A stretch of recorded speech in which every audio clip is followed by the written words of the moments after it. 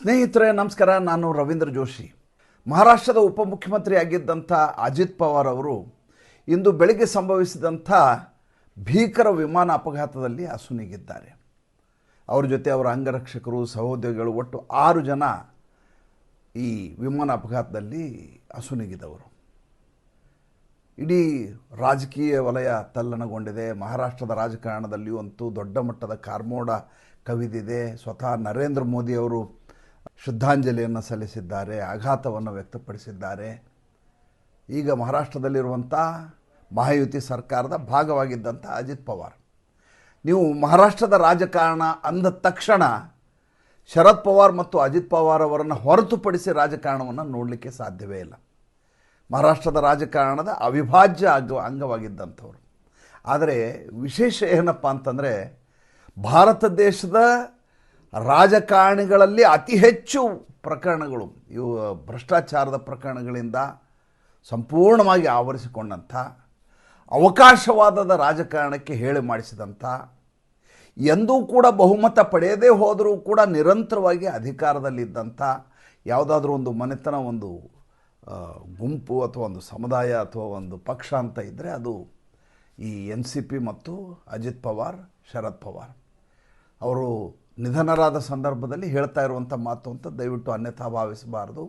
ಆದರೆ ರಾಜಕೀಯದ ಬಗ್ಗೆ ಚರ್ಚೆ ಮಾಡುವ ಸಂದರ್ಭದಲ್ಲಿ ಸತ್ತು ಎಮ್ಮೆಗೆ ಸೇರು ತುಪ್ಪ ಅಂತ ಹೇಳಿಕೊಂಡು ಎಲ್ಲರೂ ಹೊಗಳುವ ಹಾಗೆ ನಾವು ಕೂಡ ಹೊಗಳ್ಕೊಂಡು ಕೂಡ್ಲಿಕ್ಕೆ ಸಾಧ್ಯ ಇಲ್ಲ. ನಮ್ಮಲ್ಲಿ ಒಂದು ಮಾತಿದೆ, ಏನಂದರೆ ಎಮ್ಮೆ ಸತ್ತು ಹೋಗ್ಬಿಡ್ತದೆ, ಸತ್ತು ಹೋದ ತಕ್ಷಣ ಎಮ್ಮೆ ನಿನ್ನಿಲ್ಲದ ಹಾಗೆ ಹೊಗಳೋದು.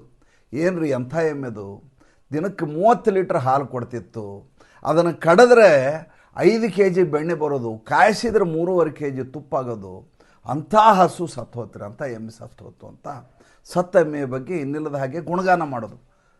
ಇದು ನಮ್ಮಲ್ಲಿ ಗಾದೆ ಮಾತು, ಸತ್ತ ಎಮ್ಮೆಗೆ ಸೇರು ತುಪ್ಪ ಅಂಥೇಳಿ. ವಾಸ್ತವವಾಗಿ ಆ ಎಮ್ಮೆ ಹಾಲು ಕರಿಲಿಕ್ಕೆ ಹೋದಾಗೆಲ್ಲ ಒದ್ದು ಕಳಿಸ್ತಾ ಇರ್ತದೆ. ಒಂದು ಶೇರ್ ಹಾಲು ಬರ್ತಿರಂಗಿಲ್ಲ. ಬೆಳಗ್ಗೆ ಎದ್ರೆ ಸುಡ್ಲಿ, ಇದೇನಿದು ಹಾಲು ಕೊಡಂಗಿಲ್ಲ ಅಂತ ಹಾಲು ಕರಿಯವನು ಬೈತಿರ್ತಾನೆ. ಸತ್ತ ತಕ್ಷಣ ಅದ್ರ ಬಗ್ಗೆ ಗುಣಗಾನ ನಡೀತಾ ಇರ್ತದೆ. ಅಜಿತ್ ಪವಾರ್ ವಿಚಾರದಲ್ಲಿ ಹಾಗಾಗಬಾರ್ದು ಎನ್ನುವಂಥ ಎಚ್ಚರಿಕೆಗೋಸ್ಕರ ಭಾರತ ದೇಶದ ರಾಜಕಾರಣ ಮತ್ತು ಮಹಾರಾಷ್ಟ್ರದ ರಾಜಕಾರಣದ ಹಿಂತಿರುಗಿ ನೋಡಬೇಕಾದ ಅಗತ್ಯತೆ ಕಾಲಘಟ್ಟ ಆಗಿರೋದ್ರಿಂದ ಅಜಿತ್ ಪವಾರ್ ಅವರು ನಡೆದು ಬಂದ ದಾರಿಯನ್ನು ಇವತ್ತು ತಮ್ಮೆದುರಿಗೆ ತಿಳಿಸ್ತಾ ಇದ್ದೀನಿ. ನನಗೂ ಕೂಡ ಅವರ ಸಾವಿನ ಬಗ್ಗೆ ಖೇದವಿದೆ. ಒಬ್ಬ ವ್ಯಕ್ತಿಯ ಸಾವು ಇಷ್ಟು ಭೀಕರವಾಗಿರಬಾರ್ದು ಮತ್ತು ಇಷ್ಟು ದುರ್ಘಟನೆಯ ಮೂಲಕ ಸಾವಾಗಬಾರ್ದು. ಯಾವುದೇ ವ್ಯಕ್ತಿ ಆಗಲಿ ಬಾಳಿ ಬದುಕಬೇಕಾದ ವ್ಯಕ್ತಿಯಾಗಿರಬೇಕು. ಸಾವು ಅನ್ನೋದು ಸಹಜವಾಗಬೇಕು. ಈ ರೀತಿ ದುರ್ಘಟನೆಯ ಮೂಲಕ ಸತ್ತಾಗ ಎಂಥವ್ರಿಗೂ ದುಃಖ ಆಗೋದು ಸ್ವಾಭಾವಿಕ. ನಾವು ಕೂಡ ಆತನ ಸಾವಿನಲ್ಲಿ ದುಃಖದಲ್ಲಿ ಭಾಗಿ. ಆದರೆ ಹಾಗಂತ ಅವರ ರಾಜಕೀಯದ ಬದುಕನ್ನು ಹಿಂತಿರುಗಿ ನೋಡಲಾರದಷ್ಟು ನಾವು ಏಕಪಕ್ಷೀಯವಾಗಿ ನೋಡಲಿಕ್ಕೆ ಸಾಧ್ಯ ಆಗೋದಿಲ್ಲ. ಇವರನ್ನು ಸರಿಯಾಗಿ NCP ಪಕ್ಷವನ್ನು ನೀವು ಕರ್ನಾಟಕಕ್ಕೆ ಹೋಲಿಸಬೇಕು ಅಂತಂದರೆ ಜನತಾದಳ ಪಕ್ಷ ಏನಿದೆಯಲ್ಲ, ಕುಮಾರಸ್ವಾಮಿ ದೇವೇಗೌಡರ ಪಕ್ಷ ಇದೆಯಲ್ಲ, ಆ ಪಕ್ಷಕ್ಕೆ ಇವರನ್ನು ಹೋಲಿಸ್ಬೋದು. ಸ್ಥಾನಗಳು 2 ಅಂಕಿಯ ಸ್ಥಾನಗಳು. ಈತ ಮೊದಲೇದಾಗಿ ಇವರ ಚಿಕ್ಕಪ್ಪನಾದಂಥ ಶರದ್ ಪವಾರ್, ಶರತ್ ಚಂದ್ರ ಪವಾರ್ ಅವರ ಹೆಸರು. ಶರದ್ ಪವಾರ್ ಅವರು ಬಂದದ್ದು ಹೇಗೆ ಅಂತಂದರೆ, ತನ್ನ ಗುರುವನ್ನೇ ಒದ್ದು ಅವರಿಗೆ ಮೋಸ ಮಾಡಿ ಅವ್ರಿಗೆ ಬೆನ್ನಿಗೆ ಚಾಕು ಹಾಕಿ ಅಧಿಕಾರಕ್ಕೆ ಬಂದಂಥ ಮನುಷ್ಯ ಆಯಿತು, ವಸಂತದಾದ ಪಾಟೀಲ್ ಅಂತೇಳಿ. ಸೋನಿಯಾ ಗಾಂಧಿಯ ಭಾರತೀಯತೆಯನ್ನು ಪ್ರಶ್ನೆ ಎತ್ತಿ ಕಾಂಗ್ರೆಸ್ಸಿಂದ ಹೊರಗೆ ಬಂದಂಥ ಮನುಷ್ಯ. ಎಂದೂ ಕೂಡ NCP ಮಹಾರಾಷ್ಟ್ರದ ಜನರನ್ನು ಆಕರ್ಷಿಸುವಲ್ಲಿ ಅಥವಾ ಅವರನ್ನು ನಂಬಿಸುವಲ್ಲಿ, ವಿಶ್ವಾಸಾರ್ಹತೆ ಗಳಿಸುವಲ್ಲಿ ಯಶಸ್ವಿ ಆಗಲೇ ಇಲ್ಲ. ಒಂದು ಸಲ 22 ಸ್ಥಾನ, ಒಂದು ಸಲ 32 ಸ್ಥಾನ, ಒಂದು ಸಲ 54 ಸ್ಥಾನ, ಹೈಯೆಸ್ಟ್ 54 ಸ್ಥಾನ ಅಂದರೆ ಹೈಯೆಸ್ಟ್ ಬಂದಿರೋದು. ಆದರೂ ಕೂಡ ಮುಖ್ಯಮಂತ್ರಿ ಯಾರು? ಶರದ್ ಪವಾರ್. ಉಪಮುಖ್ಯಮಂತ್ರಿ ಯಾರು? ಅಜಿತ್ ಪವಾರ್. ಅಜಿತ್ ಪವಾರ್ 13 ವರ್ಷಗಳಲ್ಲಿ 6 ಸಲ ಉಪಮುಖ್ಯಮಂತ್ರಿ ಆಗಿದ್ದಾರೆ ಅಂದರೆ ಇವರ ರಾಜಕೀಯ ಬದುಕು ಹೇಗಿರಬಹುದು ಅನ್ನೋದನ್ನು ಸುಮ್ಮನೆ ನೀವು ಆಲೋಚನೆ ಮಾಡಬೇಕು.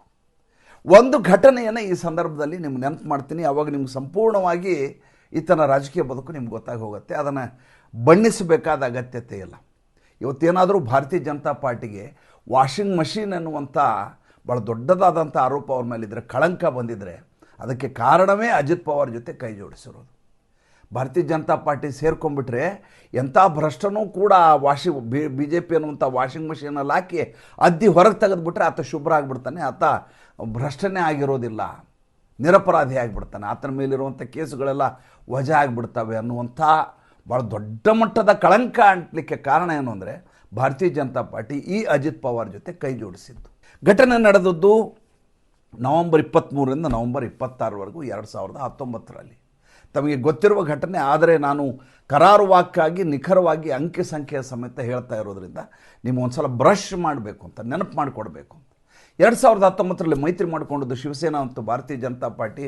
ಶಿವಸೇನೆ ನಾನೇ ಮುಖ್ಯಮಂತ್ರಿ ಆಗಬೇಕು ಅಂತ ಉದ್ಧವ್ ಠಾಕ್ರೆ ಹಠ ಹಿಡಿತಾರೆ. ಶಕುನಿ ಸಂಜಯ್ ರಾವತ್ ಇದನ್ನು ಮಧ್ಯಸ್ಥಿಕೆ ಮಾಡಿ ಸರ್ಕಾರವನ್ನು ಭಾರತೀಯ ಜನತಾ ಪಾರ್ಟಿ ಮಾಡಲಿಕ್ಕೆ ಆಗಲಾರದಂಥ ವಾತಾವರಣ ನಿರ್ಮಾಣ ಮಾಡ್ತಾರೆ. ಆ ಸಂದರ್ಭದಲ್ಲಿ ಇಡೀ ಮಹಾರಾಷ್ಟ್ರದಲ್ಲಿ ನೆನೆಗುದಿ ಉಂಟಾಗತ್ತೆ 2019ರಲ್ಲಿ. ಆ ಸಂದರ್ಭದಲ್ಲಿ ಇದ್ದಕ್ಕಿದ್ದ ಹಾಗೆ ಭಾರತೀಯ ಜನತಾ ಪಾರ್ಟಿ ದೇವೇಂದ್ರ ಫಡ್ನವೀಸ್ ಅವರ ಕೈ ಜೋಡಿಸಿದ ವ್ಯಕ್ತಿ ಈ ಅಜಿತ್ ಪವಾರ್. ಇದು ಹೊರನೋಟಕ್ಕೆ ತಕ್ಷಣದಲ್ಲಿ ಎಲ್ಲಿಯೂ ಬ್ಲಾಸ್ಟ್ ಆಗಲಿಲ್ಲ ಸುದ್ದಿ. ಬೆಳಗ್ಗೆ ರಾತ್ರೋರಾತ್ರಿ ನಡೆಯುತ್ತೆ ಕಾರ್ಯಾಚರಣೆ. ಬೆಳಗ್ಗೆ 5:15 ರಾಜ್ಯಪಾಲರ ನಿವಾಸಕ್ಕೆ ಹೋಗಲಾಗುತ್ತೆ. ಆ ಹೋದ ಸಂದರ್ಭದಲ್ಲಿ ಅಜಿತ್ ಪವಾರ್ ಉಪಮುಖ್ಯಮಂತ್ರಿ ಆಗ್ತಾರೆ. ದೇವೇಂದ್ರ ಫಡ್ನವೀಸ್ ಮುಖ್ಯಮಂತ್ರಿಯಾಗಿ ಪ್ರಮಾಣ ವಚನವನ್ನು ಸ್ವೀಕರಿಸ್ತಾರೆ. ಭಾರತೀಯ ಜನತಾ ಪಾರ್ಟಿಯವರಿಗೆ ಅಚ್ಚರಿಯ ವಿಚಾರ ಇದು. ಮಹಾರಾಷ್ಟ್ರದಲ್ಲಿರುವಂಥ ಶಾಸಕರಿಗೂ ಕೂಡ ಗೊತ್ತಿರಲಾರ್ದಂಥ ವಿಚಾರ ಮತ್ತು ಆ ರೀತಿಯಾಗಿ ಗುಪ್ತವಾಗಿ ರಹಸ್ಯವಾಗಿ ಇಂಥದ್ದೊಂದು ಸರ್ಕಾರ ರಚನೆ ಆಗಿಬಿಡ್ತೀವಿ. ಎಂಥ ಅಸಹ್ಯ, ಎಂಥ ಅಪಸವ್ಯ, ಎಂಥ ಹೇಸಿಗೆ, ಎಂಥ ನಾಚಿಕೆ ತರೋ ವಿಚಾರ ಅಂದರೆ ಸಿದ್ಧಾಂತದ ಹಿನ್ನೆಲೆ ಇರುವಂಥ ಭಾರತೀಯ ಜನತಾ ಪಾರ್ಟಿ ಈ ರೀತಿಯಾಗಿ ಸರ್ಕಾರ ರಚನೆಗೆ ಮುಂದಾಗಿಬಿಡುತ್ತೆ ಅಂದರೆ ನನಗೆ ಇವತ್ತಿಗೂ ನಂಬಲಿಕ್ಕೆ ಸಾಧ್ಯ ಆಗೋದಿಲ್ಲ. ಹೇಗೆ ಈ ರೀತಿ ಇವರು ಫಸಿಗೆ ಬಿದ್ದರು, ಹೇಗೆ ಬಲೆಗೆ ಬಿದ್ದರು ಶರದ್ ಪವಾರ್ ಬಲೆಯಲ್ಲಿ ನರೇಂದ್ರ ಮೋದಿ ಅಮಿತ್ ಶಾ ಅಂತ ನನಗೆ ಇವತ್ತಿನವರೆಗೂ ನಂಬಲಿಕ್ಕಾಗಿಲ್ಲ. ಮುಂದೆ ಅದರ ಸೇಡನ್ನು ಭಾರತೀಯ ಜನತಾ ಪಾರ್ಟಿ ತೀರಿಸ್ಕೊಳ್ತು. ಅಮಿತ್ ಶಾ ನರೇಂದ್ರ ಮೋದಿ ಅವರು ಶರದ್ ಪವಾರ್ ಮೂಲೆ ಗುಂಪಾಗಲಿಕ್ಕೆ ಕಾರಣೀಭೂತ ಆದರು. ವಿಪಕ್ಷಗಳೇ ಮಹಾರಾಷ್ಟ್ರದಲ್ಲಿ ಇರಲಾರ್ದ ಹಾಗೆ ವಿಜೃಂಭಿಸ್ತು ಭಾರತೀಯ ಜನತಾ ಪಾರ್ಟಿ. ಅದೆಲ್ಲ ಬೇರೆ ವಿಚಾರ. ಆದರೆ ಅವತ್ತು ನಡೆದ ವಿದ್ಯಮಾನ ಇದೆಯಲ್ಲ, ಯಾವ ಮಟ್ಟಿನ ನಂಬಿಕೆ, ಯಾವ ರೀತಿಯ ಸರ್ಕಾರ ರಚನೆ, ಇಡೀ ದೇಶ ನಮ್ಮನ್ನು ನೋಡ್ತಾ ಇದೆ ಅನ್ನುವಂಥ ಭಯ ಇಲ್ಲ, ನಾಚಿಕೆ ಮುಜುಗರ ಇಲ್ಲ. ಬೆಳಗ್ಗೆ 5:15 ಹೋಗಿ ನೀವು ಬಾಗಲ ಬಡಿದ್ರೆ ರಾಜ್ಯಪಾಲರ ನಿವಾಸಕ್ಕೆ, ಆ ರಾಜ್ಯಪಾಲರು ಏನು ಹಿಂದೆ ಮುಂದೆ ನೋಡಲಾರದೆ ಪ್ರಮಾಣ ವಚನವನ್ನು ಬೋಧಿಸಿದರೆ, ಅದಾದ ಮೇಲೆ ಫ್ಲೋರ್ ಟೆಸ್ಟ್ ಆಗಬೇಕು ಅನ್ನುವಂಥ ಭಯವೂ ಇರಲಾರದೆ ಬರೋಬ್ಬರಿ 23ನೇ ತಾರೀಕು ಈ ರೀತಿ ಆಗುತ್ತೆ. 26ನೇ ತಾರೀಕು ಅಜಿತ್ ಪವಾರ್ ಬೆಂಬಲವನ್ನು ಹಿಂತಕ್ಕೊಂಡ್ಬಿಡ್ತಾರೆ. 80 ಗಂಟೆಗಳ ಪ್ರಹಸನ ಇದು. 80 hours. 80 ಗಂಟೆಯಲ್ಲಿ ಯಾರು ಉಪಮುಖ್ಯಮಂತ್ರಿಯಾಗಿ ಅಧಿಕಾರವನ್ನು ಸ್ವೀಕಾರ ಮಾಡಿದ್ರು, ಯಾರು ಭಾರತೀಯ ಜನತಾ ಪಾರ್ಟಿಗೆ ನಿಮ್ಮ ಜೊತೆ ನಾವಿದ್ದೀವಿ ಅಂತ ಕೈ ಜೋಡಿಸಿದ್ರು NCPಯ ಅಜಿತ್ ಪವಾರ್, ಅವರು ವಿಡ್ರಾ ಮಾಡ್ಕೊಂಡ್ಬಿಡ್ತಾರೆ. ನನ್ನ ಚಿಕ್ಕಪ್ಪ ಹೇಳಿದ್ದಾರೆ ನಾನು ವಾಪಸ್ ಹೋಗ್ತಾ ಇದ್ದೀನಿ ಅಂಥೇಳಿ NCPಗೆ ಸೇರ್ಕೊಂಡ್ಬಿಡ್ತಾರೆ. ಯಾವ ಸ್ಥಿತಿ ಆಗಿರ್ಬೋದು ಭಾರತೀಯ ಜನತಾ ಪಾರ್ಟಿದು, ಸುಮ್ಮನೆ ಆಲೋಚನೆ ಮಾಡಿ ನೋಡಿ. ಅಲ್ಲಿಗೆ ಇವರ ವ್ಯಕ್ತಿತ್ವ, ಇವರ ಚಾರಿತ್ರ್ಯ, ಇವರ ಇಂಟೆಗ್ರಿಟಿ ಹೇಗಿತ್ತು ರಾಜಕೀಯದಲ್ಲಿ ಅನ್ನೋದನ್ನು ಅರ್ಥ ಮಾಡ್ಕೊಳ್ಳಿ. ರಾಜಕಾರಣಿಗಳ ಬಗ್ಗೆ ನಮ್ಗೆ ಯಾರಿಗೂ ನಂಬಿಕೆ ಇಲ್ಲ. ಅದ್ರ ಬಗ್ಗೆ ನಾವು 100ಕ್ಕೆ 100 ಸ್ಪಷ್ಟ. ನಾವು ಇದ್ಯಾವುದೂ ಆಶ್ಚರ್ಯವೂ ಆಗೋದಿಲ್ಲ. ಹೀಗೆಲ್ಲ ಆಯಿತಾ ಅಂತ ಹುಬ್ಬೇರಿಸಬೇಕಾದ ಅಗತ್ಯ ಇಲ್ಲ. ಆದರೆ ಈ ಮಟ್ಟಿನ ಪಾತಾಳಕ್ಕೆ ಹೋಗುವಂಥ ಶೋಚನೀಯವಾದಂಥ ಕ್ಯಾರೆಕ್ಟರ್ ಆಗಿರುತ್ತೆ ಅಂತ ಯಾರೂ ನಿರೀಕ್ಷೆಯನ್ನೇ ಮಾಡಿರೋದಿಲ್ಲ. ಅವತ್ತು ಬೆಳಗಿನ ಜಾವ ನಾನು ಸುದ್ದಿ ನೋಡ್ತೀನಿ, ಗಾಬರಿ ಆಗ್ಬಿಡ್ತು. ಸರ್ಕಾರ ರಚನೆ ಆಗಿದೆ, ಹೆಂಗಾಯಿತು? ಸಂತೋಷ ಪಡೋ ವಿಚಾರ ಅಲ್ಲ ಅದು. ಯಾಕೆಂದರೆ ನಡೆದಿರೋದು ಗುಪ್ತವಾಗಿ, ಜನ ಗುಪ್ತವಾಗಿ ಮತದಾನ ಮಾಡ್ತಾರೆ. ಅದರ ಸರ್ಕಾರ ಬಹಿರಂಗವಾಗಿ ರಚನೆ ಆಗಲಿ ಅಂತ ನಿರೀಕ್ಷೆ ಮಾಡ್ತಿರ್ತಾರೆ ಯಾವಾಗಲೂ. ಮತದಾನ ಗುಪ್ತ, ಯಾಕೆಂದ್ರೆ ನಾನು ಯಾರಿಗೆ ಮತ ಹಾಕಿದ್ದೇನೆ ಬೇರೆಯವ್ರಿಗೆ ಗೊತ್ತಾಗಬಾರ್ದು. ಆದರೆ ಸರ್ಕಾರ ರಚನೆ ಇದೆಯಲ್ಲ, ಸ್ಪಷ್ಟವಾಗಿರಬೇಕು, ನಿಚ್ಚಳವಾಗಿರಬೇಕು, ಪಾರದರ್ಶಕವಾಗಿರಬೇಕು, ನಿಷ್ಪಕ್ಷಪಾತವಾಗಿರಬೇಕು ಅಂತ ಪ್ರತಿ ಮತದಾರ ನಿರೀಕ್ಷೆ ಮಾಡ್ತಾನೆ. ಅಂಥದ್ರಲ್ಲಿ ಸಿದ್ಧಾಂತದ ಹಿನ್ನೆಲೆ ಇರುವಂಥ ಭಾರತೀಯ ಜನತಾ ಪಾರ್ಟಿ ಈ ರೀತಿ ಒಳಹೊಕ್ಕು ಸರ್ಕಾರ ರಚನೆ ಮಾಡಲಿಕ್ಕೆ ತಯಾರಾಗಿಬಿಟ್ರೆ ಈ ದೇಶದಲ್ಲಿ ಯಾವ ರಾಜಕಾರಣವನ್ನು ನಾವು ಒಪ್ಪಬೇಕು, ಯಾವ ಪಕ್ಷವನ್ನು ಒಪ್ಪಬೇಕು ಅನ್ನುವಂಥ ಆತಂಕ ಮನೆ ಮಾಡ್ತದೆ. ಮತ್ತು ನಂಬಿಕೆ ಹೊರಟು ಹೋಗುತ್ತೆ ರಾಜಕಾರಣದ ಬಗ್ಗೆ. ಇವತ್ತು ನಾವು ಯಾವ ನಂಬಿಕೆ ಮೇಲೆ ಭಾರತ ದೇಶದಲ್ಲಿ ಇಷ್ಟೆಲ್ಲ ಸಂಭ್ರಮ ಪಡ್ತಾ ಇದ್ದೀವಿ? ನರೇಂದ್ರ ಮೋದಿ ಈ ದೇಶವನ್ನು ನೋಡ್ಕೋತಾರೆ ಬಿಡ್ರಿ, ಏನು ತೊಂದರೆ ಇಲ್ಲ. ನರೇಂದ್ರ ಮೋದಿನೇ ಉಲ್ಟಾ ಹೊಡೆದು ಬಿಡ್ರಿ, ಏನ್ರಿ ಮಾಡೋದು? ಅಮಿತ್ ಶಾ ಈ ದೇಶವನ್ನು ಕಾಪಾಡ್ತಾರೆ, ಗೃಹ ಸಚಿವ ಅಂತ ನಂಬ್ತೀವಿ. ರಾಜನಾಥ್ ಸಿಂಗ್ ರಕ್ಷಣಾ ಸಚಿವ, ಅದ್ಭುತ ರೀ, ಏನು ಮಾತಾಡಂಗಿಲ್ಲ. ಡಿಫೆನ್ಸು ಏನ್ರಿ ಅದ್ಭುತ ಅಂತ. ನಿರ್ಮಲಾ ಸೀತಾರಾಮ್ ಬಜೆಟ್ ಬಗ್ಗೆ ಆಲೋಚನೆ ಇಲ್ಲ. ಇವತ್ತು ಬಜೆಟ್ ಶುರುವಾಗಿದೆ, ಏನು ಮಾತಾಡಂಗೇ ಇಲ್ಲ. ಫಸ್ಟ್ ಕ್ಲಾಸಾಗಿ ಮಾಡ್ತಾರೆ ಬಿಡಿ. ದೇಶದ ದಿವಾಳಿ ಆಗುವಂಥ ಹಂತಕ್ಕೆ ತರೋದೇ ಇಲ್ಲ, ಏನು ಬೇಕಾದರೂ ಆಗಲಿ ನಂಬ್ತೀವಿ. ಆದರೆ ಅವರೇ ಉಲ್ಟಾ ಹೊಡೆದ್ರೆ ಏನ್ರಿ ಮಾಡೋದು? ಆ ರೀತಿಯಾದಂಥ ಸ್ಥಿತಿಯನ್ನು ತಂದು ನಿಲ್ಲಿಸಿದ್ದು ಅಜಿತ್ ಪವಾರ್ ಮತ್ತು ಶರದ್ ಪವಾರ್. ಶರದ್ ಪವಾರ್ ಎಂಥ ನೀಚ ಅಂದರೆ, ಮುಂಬೈನಲ್ಲಿ ಸರಣಿ ಬಾಂಬ್ ಬ್ಲಾಸ್ಟ್ ಆಗುತ್ತೆ. ಆವಾಗ ಕೃಷ್ಣ ಆಯೋಗದ ಮುಂದೆ ಈತ ಒಂದು ಪತ್ರಿಕಾಗೋಷ್ಠಿ ಮಾಡಿ ಹೇಳ್ತಾರೆ, ಕೇವಲ ಹಿಂದೂಗಳ ಪ್ರದೇಶ ಮಾತ್ರ ಅಲ್ಲ, ಹಿಂದೂಗಳು ಮಾತ್ರ ಈ ಬಾಂಬ್ ಬ್ಲಾಸ್ಟಲ್ಲಿ ಹತರಾಗಿಲ್ಲ, ಮುಸಲ್ಮಾನರ ಪ್ರದೇಶವಾದಂಥ ಮಜ್ಜಿ ಬಂದರು ಮೊಹಮ್ಮದ್ ಅಲಿ ರೋಡಲ್ಲಿ ಕೂಡ ಬ್ಲಾಸ್ಟ್ ಆಗಿದೆ, ಮುಸಲ್ಮಾನರು ಹತರಾಗಿದ್ದಾರೆ ಅಂತ ಒಂದು ಸಂಖ್ಯೆಯನ್ನು ಜಾಸ್ತಿ ಮಾಡಿ ಸರಣಿ ಸ್ಫೋಟ ಆಗಿದ್ದು 7 ಅಲ್ಲ 8 ಅಂತ ಈತ ಅವತ್ತು ಬಹಿರಂಗವಾಗಿ ಸಾರಿರ್ತಾರೆ. ಮುಂದೆ ಕೃಷ್ಣ ಆಯೋಗದ ಮುಂದೆ ತನಿಖೆ ನಡೆದಾಗ ಇದೇ ಶರದ್ ಪವಾರ್ ಹೇಳ್ತಾರೆ, ಈತನ ಚಿಕ್ಕಪ್ಪ ಕೇವಲ ಹಿಂದೂಗಳ ಮೇಲೆ ದಾಳಿಯಾಗಿದೆ ಅಂತಂದರೆ ಮುಸಲ್ಮಾನರು ಬೇಜಾರು ಮಾಡ್ಕೋತಾರೆ ಅಂತ ಮುಸಲ್ಮಾನರ ಏರಿಯಾದಲ್ಲೂ ಸರಣಿ ಸ್ಫೋಟ ಆದಾಗ ಅಲ್ಲಿಯೂ ಬಾಂಬ್ ಬ್ಲಾಸ್ಟ್ ಆಗಿದೆ ಅಂತ ಹೇಳಿದೆ, ಸುಳ್ಳು ಹೇಳಿದೆ ಅಂತ ಒಪ್ಕೋತಾನೆ ಈತ ಶರದ್ ಪವಾರ್. ಅಲ್ಲಿಗೆ ಈತನ ನೀಚತನದ ಪರಾಕಾಷ್ಠೆ ಹೇಗಿತ್ತು ಅರ್ಥ ಮಾಡ್ಕೊಳ್ಳಿ. ಈತನ ಮೇಲೆ ಒಂದಲ್ಲ ಎರಡಲ್ಲ ಅಜಿತ್ ಪವಾರ್ ಮೇಲಿದ್ದಂಥ ಭ್ರಷ್ಟಾಚಾರದ ಪ್ರಕರಣಗಳಿದಾವಲ್ಲ, ನಿಮ್ಗೆ ಹೇಳಲಿಕ್ಕೆ ಸಾಧ್ಯ ಇಲ್ಲ. ಈ ಪಶ್ಚಿಮಿ ಮಹಾರಾಷ್ಟ್ರ ಅಂತ ಏನಿದೆಯಲ್ಲ, ಈ ಪಶ್ಚಿಮಿ ಮಹಾರಾಷ್ಟ್ರದ ರಾಜಕಾರಣದಲ್ಲಿ ಇವ್ರನ್ನ ಬಿಟ್ಟು ನೀವು ಅದನ್ನು ನೋಡಲಿಕ್ಕೆ ಸಾಧ್ಯ ಇಲ್ಲ. ಅಲ್ಲಿರುವಂಥ ಸಹಕಾರ ಕ್ಷೇತ್ರ ಅದನ್ನು ಸಂಪೂರ್ಣವಾಗಿ ವಿಷಮಿತಗೊಳಿಸಿದ್ದೇ ಇವರು. ಅಲ್ಲಿರುವಂಥ ಸಕ್ಕರೆ ಕಾರ್ಖಾನೆಗಳು ದಿವಾಳಿ ಆಗಲಿಕ್ಕೆ ಕಾರಣೀಭೂತರಾದವರೇ ಅವರು. ಅಲ್ಲಿರುವಂಥ ಕೋಆಪರೇಟಿವ್ ಬ್ಯಾಂಕ್ಗಳನ್ನು ಲೂಟಿ ಮಾಡಿ ಎಲ್ಲವೂ ತಮ್ಮ ಹೆಸರಿನ ಕಂಪನಿಗಳು ಯಾವ ಬೇರೆ ಬೇರೆ ಬೇನಾಮಿ ಕಂಪನಿಗಳು ಮಾಡಿದ್ರು ಅದರ ಹೆಸರಲ್ಲಿ ಲೋನ್ ತೊಗೊಂಡು ಬ್ಯಾಂಕ್ಗಳೆಲ್ಲ ದಿವಾಳಿ ಆಗೋ ಹಾಗೆ ಮಾಡಿದರು. ನಿರೀಕ್ಷೆ ಮಾಡೋಕ್ಕಿಂತ ಹೆಚ್ಚಿನ ಸಂಖ್ಯೆಯಲ್ಲಿ ದುಡ್ಡನ್ನು ಡ್ರಾ ಮಾಡಿಸ್ಬಿಡೋದು, ಸಾಲ ತೊಗೊಂಡ್ಬಿಡೋದು, ಬ್ಯಾಂಕ್ ದಿವಾಳಿಗೆ ಎಬ್ಬಿಸ್ಬಿಡೋದು, ಸಕ್ಕರೆ ಕಾರ್ಖಾನೆ ರೈತರಿಗೆ ಕೊಡಬೇಕಾದ ದುಡ್ಡೇ ಕೊಡೋದು. ಎಷ್ಟು ಅಪಸವ್ಯಗಳನ್ನು ಮಾಡ್ಬೋದು, ಎಷ್ಟು ಮೋಸ ವಂಚನೆಯನ್ನು ಮಾಡ್ಬೋದು, ಅಷ್ಟು ಮೋಸ ವಂಚನೆಯನ್ನು ಈ ಶರದ್ ಪವಾರ್ ಅಜಿತ್ ಪವಾರ್ ಪಶ್ಚಿಮಿ ಮಹಾರಾಷ್ಟ್ರದಲ್ಲಿ ಮಾಡಿದ್ದಾರೆ. ಆದರೆ ಜನರು ಅಮಾಯಕರು. ಇವತ್ತಿಗೂ ಕೂಡ ಶರದ್ ಪವಾರ್ ಅಜಿತ್ ಪವಾರ್ ಹೊರತುಪಡಿಸಿ ಬಾರಾಮತಿಯ ರಾಜಕಾರಣವನ್ನು ನೋಡಲಿಕ್ಕೆ ನೀವು ಸಾಧ್ಯ ಇಲ್ಲ. ಇವತ್ತೇನು ವಿಮಾನ ಅಪಘಾತ ಆಗಿ ಬಾರಾಮತಿಗೆ ಹೊರಟಿದ್ರಲ್ಲ, 4 ಕಾನ್ಸ್ಟಿಟ್ಯೂಯೆನ್ಸಿಗಳಲ್ಲಿ ಈತ ZP ಎಲೆಕ್ಷನ್ಗೆ ಕ್ಯಾನ್ವಾಸ್ ಮಾಡಲಿಕ್ಕೆ ಹೋಗಿದ್ರು. ಜಿಲ್ಲಾ ಪಂಚಾಯತ್ನ ಪ್ರಚಾರ ಮಾಡಲಿಕ್ಕೆ ಹೊರಟಂಥ ವ್ಯಕ್ತಿ ಈತ. ಒಂದೊಂದಾಗಿ ಇವರ ಸ್ಕ್ಯಾಮ್ಗಳನ್ನು ಹೇಳ್ತೀನಿ, ಕೇಳಿದರೆ ನಿಮಗೆ ಗಾಬರಿ ಆಗಿಬಿಡುತ್ತೆ. ಇರಿಗೇಷನ್ ಸ್ಕ್ಯಾಮ್ 1999ರಿಂದ 2009 10 ವರ್ಷಗಳ ಅವಧಿಯಲ್ಲಿ ನಡೆದಂಥ ಅತಿ ದೊಡ್ಡ ಸ್ಕ್ಯಾಮ್. ಆವಾಗ ಈತ ಜಲಸಂಪನ್ಮೂಲ ಸಚಿವ. ಅದಕ್ಕೆ ಹೇಳಿದೆ ನಾನು, JDS ಇದ್ದಂಗೆ ಅಂತ. ಹೆಂಗೆ JDS ಅಂದರೆ, JDS ಆಯ್ಕೆ ಆಗೋದು 18-20 MLAಗಳು. ಮುಖ್ಯಮಂತ್ರಿ ಯಾರು? ಕುಮಾರಸ್ವಾಮಿ. ಯಾಕೆ? ಅವಕಾಶದ ರಾಜಕಾರಣ, ಅಂಡರ್ಸ್ಟ್ಯಾಂಡಿಂಗ್ ಮೇಲೆ ಆಗೋದು. ಕಾಂಗ್ರೆಸ್ ಜೊತೆ ಒಂದು ಸಲ, BJP ಜೊತೆ ಒಂದು ಸಲ. 2020 ಅನ್ನೋದು 20 ತಿಂಗಳಾದ ಕೂಡಲೇ ನಿಮ್ಗೆ ಅಧಿಕಾರನ ಕೊಡೋಂಥ ಯಡಿಯೂರಪ್ಪನ ಹೊರಗೆ ಕಳಿಸ್ಬಿಡೋದು, ತಾವು ಸರ್ಕಾರ ರಚನೆ ಮಾಡೋದು, ನಾವೇನು ತಪ್ಪು ಮಾಡಿದ್ದೀವಿ, ಜನರಿಗೋಸ್ಕರ ಮಾಡಿದ್ದೀವಿ ಅಂತ ಕಥೆ ಹೇಳೋದು. ಕೇಂದ್ರದಲ್ಲಿ 2 ಸ್ಥಾನ ಸಂಸತ್ ಸದಸ್ಯರು, ಒಬ್ಬರು ಸಚಿವ. ಈಗ ಅದು ಯಾವ ಸಚಿವ ಕೇಳಿದ್ರೆ, industrial minister of the country. Bharat ದೇಶದಲ್ಲಿ ಮುಖೇಶ್ ಅಂಬಾನಿ, ಅದಾನಿ ಎಲ್ಲ ಬಂದು ನಿಂತು ಪಾಲಿಸಿಗಳನ್ನ ಪಾಸ್ ಮಾಡಿಸ್ಕೊಳ್ಳುವಂಥ, ದೇಶದ ಎಕಾನಮಿಯನ್ನು ತೀರ್ಮಾನ ಮಾಡಬಲ್ಲಂಥ ಇಂಡಸ್ಟ್ರಿಯಲ್ ಮಿನಿಸ್ಟ್ರು JDSನಿಂದ ಎಷ್ಟು ಜನ MP ಗಳು? 2 MP ಗಳು. ಈ ರೀತಿ ಅವಕಾಶವಾದದ ರಾಜಕಾರಣ ಮಾಡೋದು. ಹೇಗಾದರೂ ಮಾಡಿ ಅಧಿಕಾರದಲ್ಲಿರಬೇಕು, ಏನು ಬೇಕಾದರೂ ನಿಮ್ಮ ಪಾಲಿಸಿಗಳನ್ನ ಬೇಕಾದ್ರೆ ಚೇಂಜ್ ಮಾಡಿ, ನಿಮ್ಮ ವಿಚಾರಧಾರೆ ಬದಲಿ ಮಾಡಿ, ನಾವು ಅಧಿಕಾರದಲ್ಲಿರಬೇಕು. ಇದೇ ಸ್ಥಿತಿ ಮಹಾರಾಷ್ಟ್ರದಲ್ಲಿ ಶರದ್ ಪವಾರ್ ಮಾಡಿತ್ತು. 1999ರಿಂದ 2009ವರೆಗೂ ಈತ ಜಲಸಂಪನ್ಮೂಲ ಸಚಿವ. 70,000 ಕೋಟಿ ರೂಪಾಯಿಗಳ ಇರಿಗೇಷನ್ ಸ್ಕ್ಯಾಮ್ ಆಗುತ್ತೆ ಅವಾಗ. ಅದಾದ ಮೇಲೆ, ಸ್ಕ್ಯಾಮ್ ಆದಮೇಲೆ ಇದನ್ನು ತನಿಖೆ ಮಾಡೋದು ಯಾರು? ಇದೇ ಮಹಾರಾಷ್ಟ್ರದ ಸರ್ಕಾರ ಮಾಡಿಸ್ತು. ಈಗ ಹೇಗೆ ಮೂಡಾ ಸ್ಕ್ಯಾಮ್ನ ಮೈಸೂರಿನ SP ಬಂದು ಇವ್ರಿಗೆ ಸಿದ್ದರಾಮಯ್ಯನವ್ರಿಗೆ ಕ್ಲೀನ್ ಚಿಟ್ ಕೊಟ್ಟರಲ್ಲ, ಅದೇ ರೀತಿಯಾಗಿ ಕ್ಲೀನ್ ಚಿಟ್ ಕೊಟ್ಟಿದ್ದು ACBನವ್ರು ಕ್ಲೀನ್ ಚಿಟ್ ಕೊಡ್ತಾರೆ, ಆ್ಯಂಟಿ ಕರಪ್ಷನ್ ಬ್ಯೂರೋದವರಿಂದ ಈ ಕ್ಲೀನ್ ಚಿಟ್. ಅದಾದಮೇಲೆ 40 ಎಕರೆ ಭೂಮಿ, ಮುಂಡ್ವಾ ಭೂಮಿಯ ವಿವಾದ.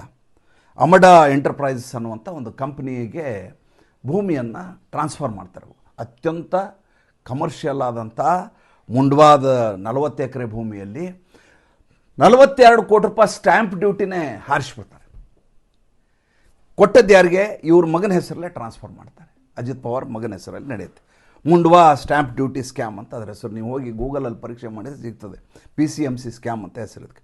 2007ರಿಂದ 2011ವರೆಗೂ ಕೋಆಪರೇಟಿವ್ ಸೆಕ್ಟರ್ ಸ್ಕ್ಯಾಮ್ ಅಂತ ಮಾಡಿದರೆ, ಅನಿಯಮಿತ ಸಾಲ ವಿತರಣೆ ಮಾಡಿದಂಥ ಆರೋಪದಲ್ಲಿ ಈತನ ಮೇಲೆ ಕೇಸ್ ಆಗುತ್ತೆ. ಅವಾಗ ಇದರ ಇನ್ವೆಸ್ಟಿಗೇಷನ್ ಮಾಡಿದ್ದು ಯಾರು ಸ್ವಾಮಿ? ಇವರೇನು ಕೋಆಪರೇಟಿವ್ ಸೆಕ್ಟ್ರಲ್ಲಿ ಎಲ್ಲ ಲೂಟಿ ಮಾಡಿದ್ರಲ್ಲ, ಎಲ್ಲ ಬ್ಯಾಂಕಿಂದ ದುಡ್ಡನ್ನು ಕಿತ್ಕೊಂಡು ಬಂದರು, ಸಕ್ಕರೆ ಕಾರ್ಖಾನೆಗಳನ್ನು ಹಾಳು ಮಾಡಿದ್ರು, ಎಲ್ಲ ಮಾಡಿದ್ರಲ್ಲ. ಇದರ ಸ್ಕ್ಯಾಮನ್ನು ಇದನ್ನು ತನಿಖೆ ಮಾಡಿದ್ದು ಮುಂಬೈ ಪೊಲೀಸು, ಎಕನಾಮಿಕ್ಸ್ ವಿಂಗ್ನವರು ಇದರ ತನಿಖೆಯನ್ನು ಮಾಡ್ತಾರೆ. ಅಲ್ಲ ರೀ, ನೀವೇ ಸಚಿವರು, ನಿಮ್ಮದೇ ಸರ್ಕಾರ, ನಿಮ್ಮ ಪೊಲೀಸು ನಿಮ್ಮ ವಿರುದ್ಧ ಆರೋಪ ಮಾಡಿ ದೋಷಾರೋಪವನ್ನು ಸಾಬೀತುಪಡಿಸಲಿಕ್ಕೆ ಸಾಧ್ಯನಾ? ಯಾರಿಗೆ ಮೋಸ ಮಾಡ್ತಾ ಇದ್ದೀರಾ ನೀವು? ಇದಾದಮೇಲೆ 2019ರಲ್ಲಿ MSCB ಸ್ಕ್ಯಾಮ್ 2007ರಿಂದ 2011ರವರೆಗೆ ನಡೆದಂಥ 1,000 ಕೋಟಿ ರೂಪಾಯಿ ಸರ್ಕಾರಕ್ಕೆ ನಷ್ಟ ಮಾಡಿದ ಸ್ಕ್ಯಾಮ್ ಇವ್ರ ಮೇಲೆ ಪ್ರಕರಣ ದಾಖಲಾಗುತ್ತೆ. ಎನ್ಫೋರ್ಸ್ಮೆಂಟ್ ಡೈರೆಕ್ಟರೇಟು 2019ರಲ್ಲಿ ಇವ್ರ ಮೇಲೆ ECIR ದಾಖಲು ಮಾಡ್ತದೆ. FIR ಅಂತ ಪೊಲೀಸರು ಮಾಡಿದ್ರು ಅಂತಾರೆ, ED ಅವ್ರು ಮಾಡಿದರೆ ECIR ಅಂತಾರೆ. 2021ರಲ್ಲಿ ಇದೇ ಎನ್ಫೋರ್ಸ್ಮೆಂಟ್ ಡೈರೆಕ್ಟರೇಟು ಇವರ ಹಗರಣಕ್ಕೆ ಸಂಬಂಧಪಟ್ಟ ಹಾಗೆ ಜರಂದೇಶ್ವರ ಸಹಕಾರಿ ಸಕ್ಕರೆ ಕಾರ್ಖಾನದಿಂದ ಅಲ್ಲಿ ಆಸ್ತಿಯನ್ನೆಲ್ಲ ಜಪ್ತಿ ಮಾಡುತ್ತೆ. ಈತನ ಪತ್ನಿ ಹೆಸರು ಸುನೇತ್ರ ಪವಾರ್, ಕಳೆದ ಚುನಾವಣೆಯಲ್ಲಿ ಸೋತಿದ್ರು, ಅದಾದಮೇಲೆ ರಾಜ್ಯಸಭಾ ಸದಸ್ಯರಾದರು. ಈತನ ಇಬ್ಬರು ಮಕ್ಕಳು ಇವ್ರಿಗೆ, ಒಬ್ಬ ಜೈ ಅಂತ ಜೈ ಪವಾರ್, ಇನ್ನೊಬ್ಬ ಪಾರ್ಥ್ ಪವಾರ್ ಅಂತ. ಜೈ ಪವಾರು ಇವರ ಇಂಡಸ್ಟ್ರಿಗಳು ಇವರ ವ್ಯವಹಾರ ಎಲ್ಲ ನೋಡ್ಕೋತಾರೆ. ಪಾರ್ಥ್ ಪವಾರ್ ಕಳೆದ ಬಾರಿ ಚುನಾವಣೆಯಲ್ಲಿ ನಿಂತಿದ್ದರು, ಸೋತು ಹೋದರು. ಇವರಿಬ್ಬರೂ ಕೂಡ ರಾಜಕೀಯದಲ್ಲಿದ್ದಾರೆ, ಇವರಿಬ್ಬರೂ ಕೂಡ ವ್ಯವಹಾರಗಳನ್ನು ನೋಡ್ತಾರೆ, ನೋಡ್ಕೊಳ್ಳೇಬೇಕು. ಯಾಕಂದ್ರೆ ಅಪ್ಪ ಈ ಮಟ್ಟಿನ ಭ್ರಷ್ಟಾಚಾರ ಮಾಡಿ ಇಡೀ ರಾಜ್ಯವನ್ನು ಲೂಟಿ ಹೊಡೆದಿದ್ದಾರೆ, ರೈತರ ದುಡ್ಡನ್ನು ಹಗಲು ದರೋಡೆ ಮಾಡಿದ್ದಾರೆ, ಮಾಡಬಾರದ ಕೆಲಸಗಳನ್ನೆಲ್ಲ ಮಾಡಿದ್ದಾರೆ. ಮಾಡಿ ಮತ್ತೆ ಇಲ್ಲಿ ಬಂದು ನಾನು ಫೈನಾನ್ಸ್ ಮಿನಿಸ್ಟರ್ ಆಗಬೇಕು ಅಂತ ಮಹಾಯುತಿ ಸರ್ಕಾರದಲ್ಲಿ ಕೇಳ್ತಾರೆ. ಮೊನ್ನೆ ನಡೆದಂಥ ಮಹಾನಗರ ಪಾಲಿಕೆ ಚುನಾವಣೆ ಸಂದರ್ಭದಲ್ಲಿ ನೋಡಿ, ಭಾರತೀಯ ಜನತಾ ಪಾರ್ಟಿಯ ಜೊತೆ ಏಕನಾಥ್ ಶಿಂದೆ ಏನೇ ಹೊಡೆದಾಡಿರ್ಬೋದು, ವೈಮನಸ್ಸಿರ್ಬೋದು, ಆದರೆ ದೇವೇಂದ್ರ ಫಡ್ನವೀಸ್ ಕೊಟ್ಟ ಲಿಸ್ಟಿನ ಪ್ರಕಾರ ಚುನಾವಣೆಯಲ್ಲಿ ಎಲೆಕ್ಷನ್ ನಿಲ್ಲಿಸ್ತಾರೆ. ಆದರೆ ಅಜಿತ್ ಪವಾರ್ ತನ್ನ ಸೋದರಿ ಸುಪ್ರಿಯಾ ಸುಳೆ ಜೊತೆ ಕೈ ಜೋಡಿಸಿ ಪ್ರಣಾಳಿಕೆಯನ್ನು ಬಿಡುಗಡೆ ಮಾಡಿ ಪತ್ರಿಕಾಗೋಷ್ಠಿ ಮಾಡಿ ನಾವು ಒಂದೇ ಕುಟುಂಬದವರು ಅಂತ ಹೇಳ್ತಾ ಪಿಂಪ್ರಿ ಚುಂಚುವಾಡ ಎಲೆಕ್ಷನ್ನಲ್ಲಿ ನಗರ ಪಾಲಿಕೆಗೆ ಭಾರತೀಯ ಜನತಾ ಪಾರ್ಟಿಯ ಮನಸ್ಸಿನ ವಿರುದ್ಧವಾಗಿ ಚುನಾವಣೆಯಲ್ಲಿ ಸೆಣಸ್ತಾರೆ, ಸೋತು ಹೈರಾಣಾಗಿ ಹೋಗ್ತಾರೆ. ಮಹಾನಗರ ಪಾಲಿಕೆ ಚುನಾವಣೆಯಲ್ಲಿ ಅಜಿತ್ ಪವಾರ್ ಪಾತ್ರ ಏನೂ ಕಾಣಲೇ ಇಲ್ಲ. ಆ ರೀತಿಯಾದಂಥ ದುರಂತಕರ ರಾಜಕಾರಣ ಈ ಅಜಿತ್ ಪವಾರ್ ಅವರು ಅಸುನೀಗಿದ ಸಂದರ್ಭದಲ್ಲಿ ಈ ರೀತಿ ಕೆಟ್ಟ ಮಾತುಗಳನ್ನ ಆಡಬಾರ್ದು ಅಂತ ನೀವು ಬಹುಶಃ ಕಮೆಂಟ್ ಆಗ್ತೀರ, ನಂಗೆ ಅದ್ರ ಬಗ್ಗೆ ಏನು ಬೇಜಾರಿಲ್ಲ.